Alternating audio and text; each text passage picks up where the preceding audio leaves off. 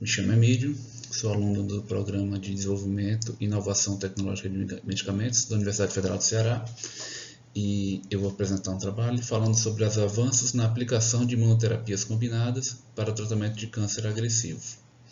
No caso, eu vou dar um foco nesses dois medicamentos, atezolizumab e bevacizumab, seus avanços, limitações e perspectivas futuras.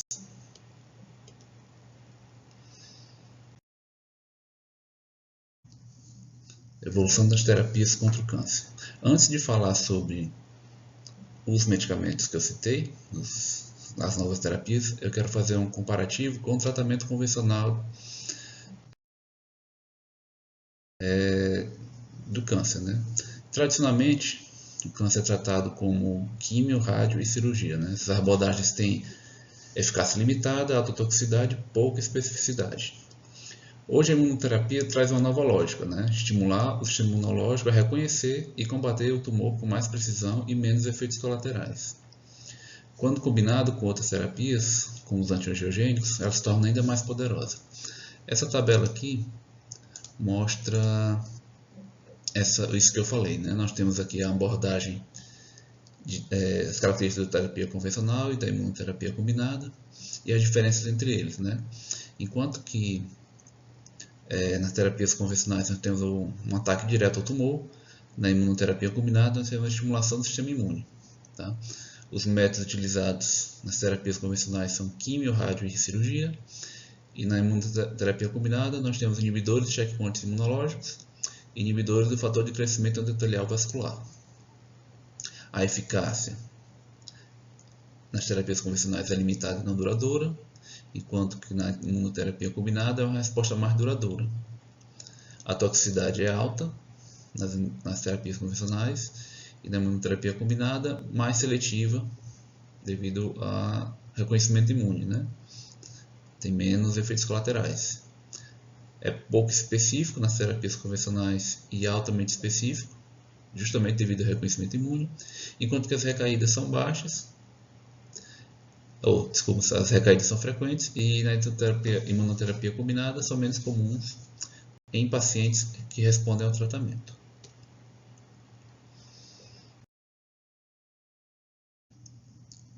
Apesar de amplamente utilizadas, essas terapias convencionais enfrentam sérios problemas, como eu mostrei, né? Os tumores podem se tornar resistentes, existe a toxicidade que afeta células saudáveis e os efeitos colaterais que impactam a qualidade de vida.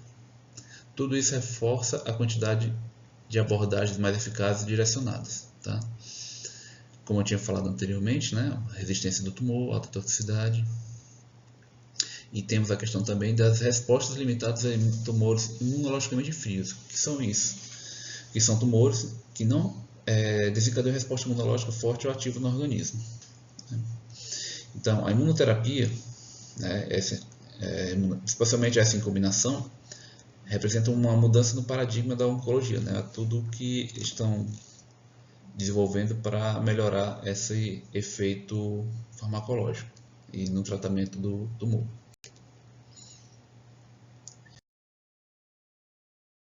E o que a imunoterapia oferece de novo?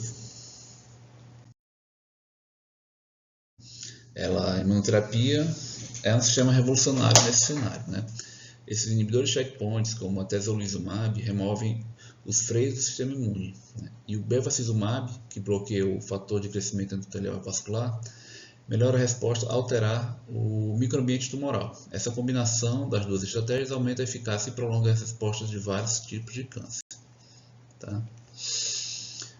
Bom,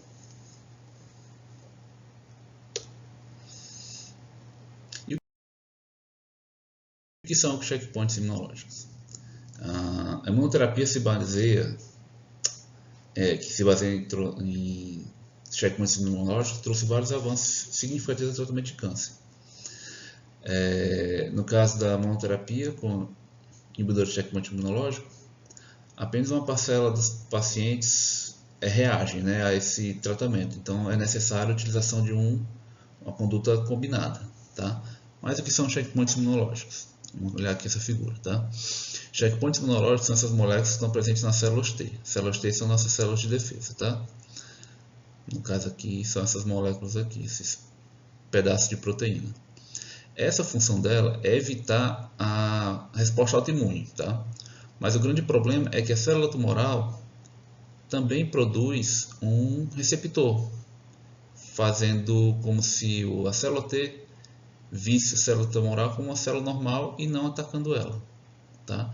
Então, os inibidores de checkpoint imunológico impedem essa ligação aqui, tá? Fazendo com que a célula T reconheça a célula tumoral e fazendo com que ela seja atacada, certo?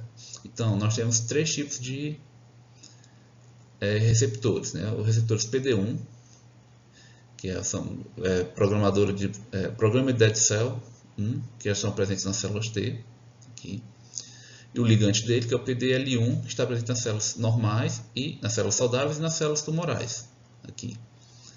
E nós temos o CTLA4, que ele inibe a ativação das células T, certo? Aqui uma figura mostrando quando utilizado o inibidor de checkpoint imunológico, a célula T pode atacar a célula tumoral.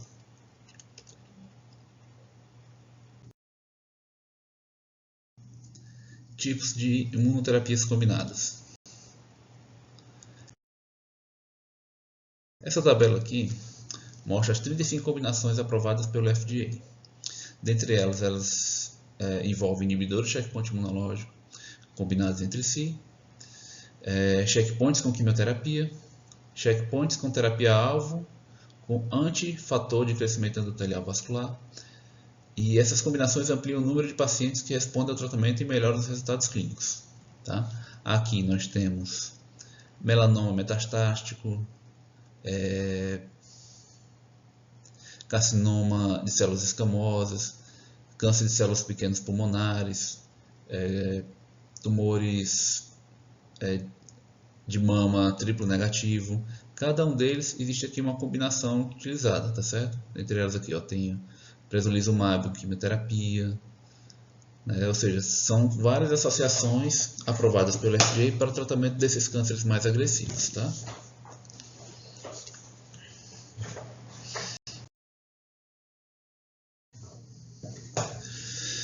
Eu vou falar aqui de um caso de sucesso que esse artigo mostrou, e no caso é esse estudo IMbrave, que ele utiliza o atezolizumab, que é inibidor de PD1, mais o bevacizumab, que é inibidor do crescimento endotelial vascular, contra o sorafenib, que era o medicamento utilizado como referência para esse tipo de tratamento, tá? Como resultado, obtiveram uma sobrevida global de 19 versus 13,4 meses do sorafenib. Houve uma sobrevivência livre de progressão, ou seja, foi um período que depois do tratamento não houve crescimento de células tumorais, de 6 contra 4,3 meses, 6,9 contra 4,3 meses, e houve uma melhora na qualidade de vida dos pacientes, tá? Aqui é uma linha do tempo do tratamento do câncer hepatocelular, carcinoma hepatocelular, onde se utilizava sorafenib, agora se utiliza atezolizumab e bevacizumab, e estudos futuros estão utilizando os inibidores de checkpoint imunológico, mais inibidores de tirosina quinase.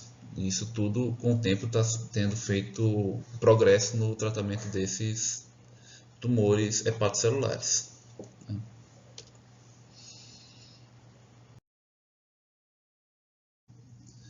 Bom, mas como nem tudo são flores, né, esse tipo de tratamento ainda não é perfeito, né? Existem 3 grandes limitações relacionadas a esse tratamento. A primeira é a seleção dos pacientes, ou seja, nem todo câncer hepatocelular pode ser tratado ou tem um bom efeito relacionado ao uso dessa terapia combinada, tá? Ou seja, pacientes com etiologia não viral, ou seja, pacientes que não são principalmente de hepatite viral B ou C, como está aqui, né, não respondem tão bem a esse tratamento. Nesse caso, o sorafenib ainda pode ser a melhor opção, que é a mais custo-efetiva. Estudos mostram que essa dose alta de 1.200 mg do atezolizumab pode não ser a ideal, tá? Sabendo que algumas evidências mostraram que pode até haver uma diminuição dessa dose, sem haver prejuízo da eficácia e com diminuição dos efeitos adversos. E para acompanhar esse avanço nesse tratamento, ainda faltam biomarcadores confiáveis, né? O que se utiliza normalmente são exames de imagem, como tomografia, para avaliar o crescimento tumoral. No sangue, nós temos a alfa-fetoproteína, o PIVK2, interleucina 6, interleucina 8 e marcadores teciduais, com a expressão do próprio ligante da célula, PDL1, e algumas assinaturas gênicas. O uso desses medicamentos, por ser relacionados ao sistema imunológico, um dos grandes efeitos adversos que ocorre é o aparecimento de reações autoimunes, visto que a célula T não vai mais reconhecer somente a célula tumoral, tá? Ele pode acabar atacando também as células do hospedeiro, as células saudáveis, né? Esse é um dos grandes efeitos adversos ainda por causa dessa terapia, né? Que pode causar irritação, rash, problemas gástricos e alguns outros problemas imunológicos.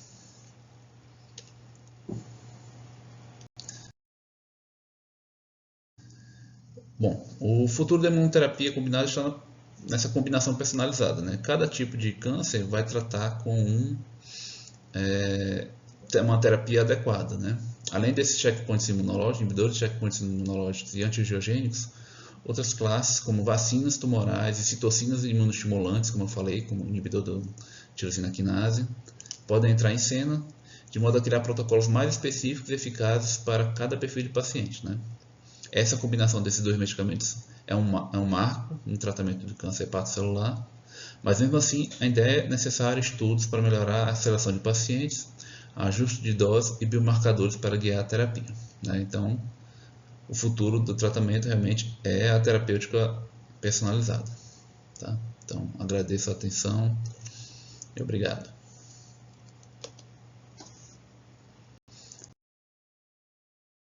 Esse artigo, as referências são desse artigo, e obrigado.